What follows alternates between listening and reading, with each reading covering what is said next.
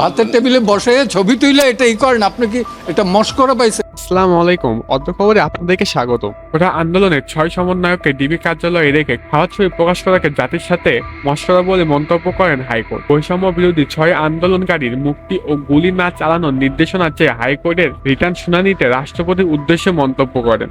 আজ মঙ্গলবার এই বিষয়ে আদেশ দিবেন হাইকোর্ট। স্পেসিফিক যদি কোনো এলিগেশন থাকে, হ্যাঁ আমার বিরুদ্ধে সেটা দিবে, থানায় ডায়েরি করবে এবং গ্রেপ্তার করবে। তো এইটার তো কোনো নেই। এবং এইখানে অ্যাপেলেট ডিভিশনের 54 এবং 167 রিমান্ড এবং 54-এ গ্রেপ্তার নিয়ে একটা সুনির্দিষ্ট নীতিমালা আছে। এই যে ডিবিতে নিরাপত্তার নামে নাকি রাখা হয়েছে, এইটা কোন আইনে? ডিবি কিভাবে রাখতে পারে নিরাপত্তা আইনে?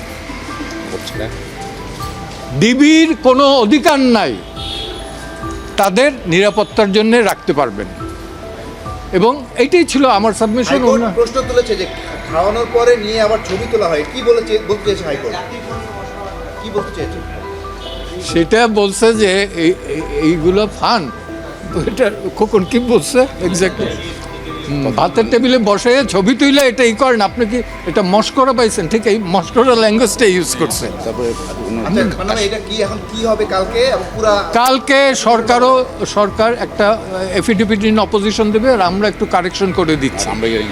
এবং হ্যাভিয়াস কর্পাসে আমরা চেয়েছি যে এই 6 জনের মুক্তি এবং ইললিগাল ডিটেনশন এটা যাতে বন্ধ হয়।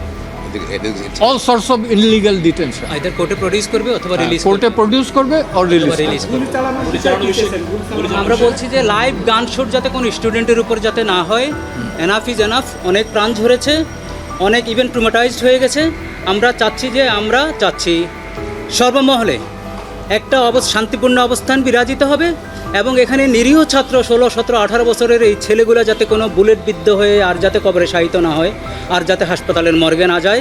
এই ব্যাপারে হাইকোর্ট, সর্বোচ্চ আদালত, যে এর প্রোটেকশন এখন খুবই জরুরি এবং হাইকোর্টের অ্যাম্পল পাওয়ার আছে প্রোটেকশনের ক্ষেত্রে, ডাইরেকশনের ক্ষেত্রে, ওইটাই চাওয়া হয়েছে। আপনারা তো সাংবাদিক, আপনারা জানেন দেশ স্বাধীন হওয়ার পর ইভেন পাকিস্তান আমল 47 থেকে এই পর্যন্ত 71 বাদে আর কখনো এই স্বল্প সময়ে এতগুলো তরুণ আত্মাহুতি দিয়েছে কিনা এইটা ইতিহাসে। আমিও কিন্তু ছাত্রলীগ করতাম, আমিও কিন্তু 71-এ গুলি খেয়েছি বা হাঁটুতে।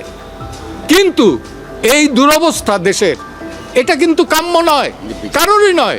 কালকে যে আমাকে না করে আপনাকে করবে তার তো কোনো নিরাপত্তা নেই।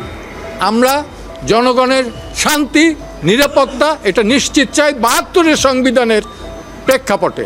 এবং উচ্চ আদালতের অ্যাপেক্স কোর্টের যে সিদ্ধান্ত যেটা আছে, সেই সিদ্ধান্ত যাতে তারা মানেন। আর্টিকেল 111 অনুযায়ী সেই সিদ্ধান্ত মানতে তারা বাধ্য। বন্ধুরা, আজকে আমাদের এই অদ্য খবরের প্রতিবেদন আপনাদের কাছে কেমন লেগেছে তা অবশ্যই আমাদেরকে কমেন্টের মাধ্যমে জানাবেন। ভিডিওটিকে লাইক করে বন্ধুদের সাথে শেয়ার করবেন এবং সাবস্ক্রাইব করে পাশের জায়গায় বেল আইকনে চাপ দিন। সেই পর্যন্ত ভালো থাকুন, সুস্থ থাকুন। ভিডিওটিকে দেখার জন্য ধন্যবাদ।